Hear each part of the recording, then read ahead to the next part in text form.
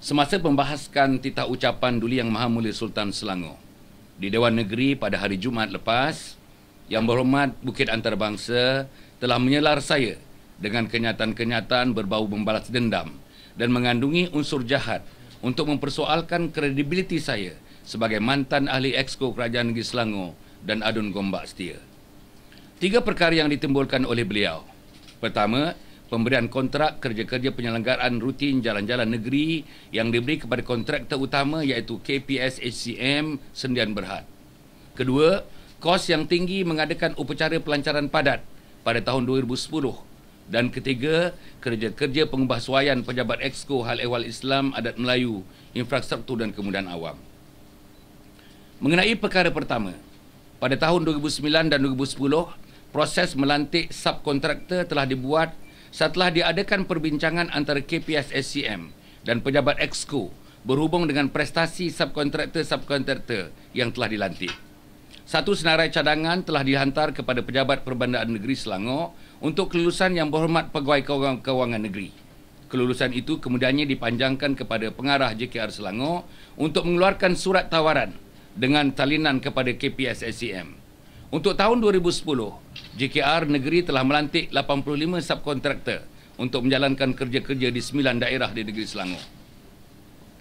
Bagi tahun 2011 dan 2012, pihak JKR Selangor telah memanggil tender terbuka seperti mana yang telah diarahkan oleh Pejabat Perbandaan Negeri Selangor. Walau bagaimanapun, pihak KPS SCM masih belum menerima nama-nama subkontraktor untuk menjalankan kerja-kerja rutin tersebut. Memandangkan kerja-kerja di tapak tidak boleh ditangguhkan, pihak KPS SCM telah menyambung kontrak mereka atas dasar bulan ke bulan. Pejabat Exco tidak menggunakan kuasa mutlak untuk pemilihan subkontraktor. Sebaliknya, sentiasa berunding dengan kontraktor utama KPS SCM yang kemudiannya senarai tersebut dihantar ke Pejabat Perbandaraan Negeri untuk kelulusan.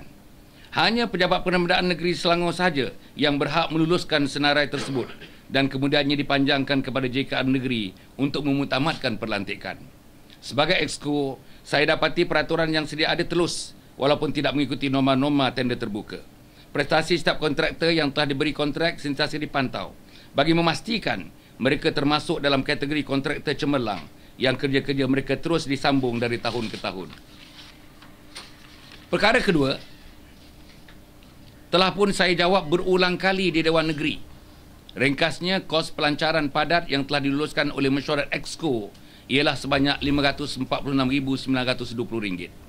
Selain daripada itu, pihak lembaga padat telah memutuskan untuk menggunakan peruntukan bajet tahunan yang asalnya diperuntukkan kepada Muzium Negeri bagi mengadakan program-program yang tertangguh yang telah dibajetkan bersempena dengan pelancaran padat.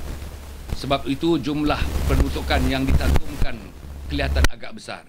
Apapun, setiap perbelanjaan telah mendapat kelulusan pihak Exco dan Kerajaan Negeri. Padat telah menyediakan laporan lengkap mengenai perkara ini dan telah pun dibawa ke Dewan Negeri dalam mesyuarat-mesyuarat sebelum ini. Perkara ketiga, juga telah pernah ditimbulkan oleh beberapa pemimpin UMNO negeri dan saya telah pun mengeluarkan kenyataan mengenainya.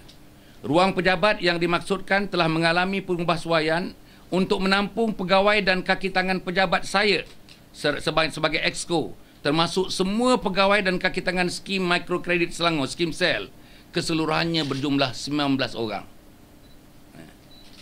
Keseluruhannya, kerja-kerja pengubahsuaian itu amat sederhana dari segi kualiti, bahan-bahan dan mutu kerja yang dilaksanakan. Saya ingin menjemput Yang Berhormat Bukit Antarabangsa membuat sedikit penyiasatan untuk membuat perbandingan di antara pengubahsuaian pejabat saya itu dengan kerja-kerja pengubahsuaian mana-mana jabatan kerajaan negeri, termasuk anak syarikat dan badan-badan berkanun yang membuat kerja-kerja pengubahsuaian di sekitar jarak masa yang sama. Mengikut maklumat yang saya perolehi, kerja-kerja pengubahsuaian pejabat saya adalah jauh lebih rendah kosnya jika dibandingkan dengan kos pengubahsuaian pejabat Exco yang lain seperti YBX Xavier dan YB Halimah. Seperkara lagi, lantikan kontraktor yang diberi kerja dan jumlah kos yang terlibat telah diluluskan oleh Pejabat Perbandaraan Negeri Selangor dan dipantau oleh unit pengurusan bangunan SUK. Saya telah menjawab perkara-perkara di atas, walaupun sebahagiannya telah disentuh beberapa kali dalam sidang Dewan yang lalu. Saya boleh memaafkan kealpaan Yang Berhormat Bukit Antarabangsa kerana menimbulkan semula perkara-perkara ini. Tetapi sukar bagi saya untuk memaafkan Yang Berhormat tersebut disebabkan niat buruk yang tersembunyi mengapa perkara itu ditimbulkan semula. Tindakan Yang Berhormat Bukit Antarabangsa mempersoalkan kredibiliti saya di Dewan baru-baru ini adalah secara langsung mempertikai kredibiliti Kerajaan Pakatan Rakyat itu sendiri. Mungkin beliau sendiri meragui kepimpinan Yang Amat Berhormat Menteri Besar Selangor dalam menerajui pentadbiran negeri Selangor. Maka sebab itulah beliau memilih untuk menyerang secara melulu bekas Exco Kerajaan Negeri Selangor dalam ucapan beliau tersebut.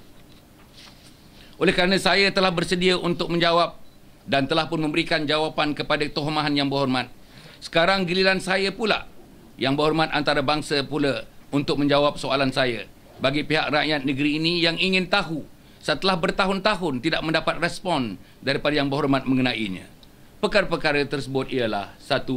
Sila jelaskan daripada mana sumber kewangan Yang Berhormat Bukit Antarabangsa dan isteri untuk membeli saham yang nilainya mencecah 2 juta pada tahun 1992 hingga 1994. Sedangkan ketika itu saya dipahamkan Yang Berhormat menerima gaji lebih kurang RM2,000 sebulan sahaja. Ini telah dilaporkan banyak dalam blog-blog, dalam media dan sebagainya. Yang kedua, sila nafikan laporan yang menyatakan bahawa pengerusi Yayasan Pembangunan India Malaysia, Saudara A.S.A. Vigneswaran, yang mendakwa bahawa Yang Berhormat dan isteri termasuk seorang ipar memiliki saham yang nilainya mencecah 8.5 juta di awal tahun 1990-an tersebut. Ini pun petikan-petikan daripada blog-blog dan petikan-petikan daripada akhbar dan sebagainya yang sudah pun menjadi pengetahuan umum. 3. Sila nafikan tuduhan adinda perempuan bongsu Yang Berhormat yang mengatakan bahawa Yang Berhormat sudah 8 bulan tidak menzarahi dan hampir terputus hubungan dengan ibu kandung sendiri yang kini berumur 78 tahun dan dilaporkan uzur. 4.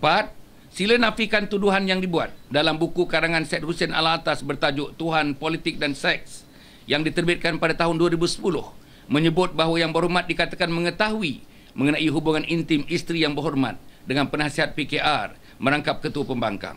Perkara yang sama dibangkitkan oleh adik YB sendiri, Umi Hafilda, dalam sidang akhbar beliau yang beliau turut serta minggu lalu. 5. Sila sahut cabaran para bloggers yang meminta Yang Berhormat mengizinkan ujian DNA dijalankan ke atas anak Yang Berhormat yang bernama Farah Afifah ke klinik yang diiktiraf oleh kerajaan untuk menentukan kesahihan nasab biologinya. Saya timbulkan persoalan-persoalan ini kerana bagi saya Yang Berhormat tidak mempunyai local standard untuk berbicara soal credibility, integriti dan ketulusan. Banyak pihak yakin selagi Yang Berhormat tidak membersihkan diri dan keluarga terhadap tuduhan-tuduhan ini, selagi itulah mereka menasihatkan Yang Berhormat supaya menutup mulut sahaja. Lebih sesuai untuk Yang Berhormat mencermin muka sendiri sebelum menuduh orang lain. Bagi saya, tuduhan jahat yang dilakukan oleh Yang Berhormat itu mungkin juga akibat kerisauan yang dialami oleh Yang Berhormat dan rakan-rakan Pakatan Rakyat sendiri terhadap kejayaan siri jelajah politik saya atau roadshow sejak saya dipecat daripada PAS dan digugurkan sebagai ahli Exco negeri. Sambutan masyarakat terhadap siri jelajah saya adalah di luar jangkaan. Ini menunjukkan betapa masyarakat sudah mula muak dan sangsi dengan Pakatan Rakyat, terutamanya pimpinan PKR yang sentiasa terpalit dengan masalah keamanan dan moral yang serius, termasuk Yang Berhormat Bukit Antarabangsa sendiri. Apapun kesemua tuduhan jahat yang dilempar oleh Yang Berhormat Bukit Antarabangsa ke atas saya itu, tidak ada satu pun yang secara berfakta menyalahi mana-mana peraturan dan boleh disabitkan kesalahan di mana-mana mahkamah. Sehingga hari ini, alhamdulillah, saya bebas daripada sebarang bentuk kesalahan maupun siasatan daripada mana-mana pihak berkuasa. Sebaliknya, Yang Berhormat Bukit Antarabangsa sendiri masih berhadapan dengan siasatan SPRM dan pihak polis terhadap kesalahan yang beliau lakukan.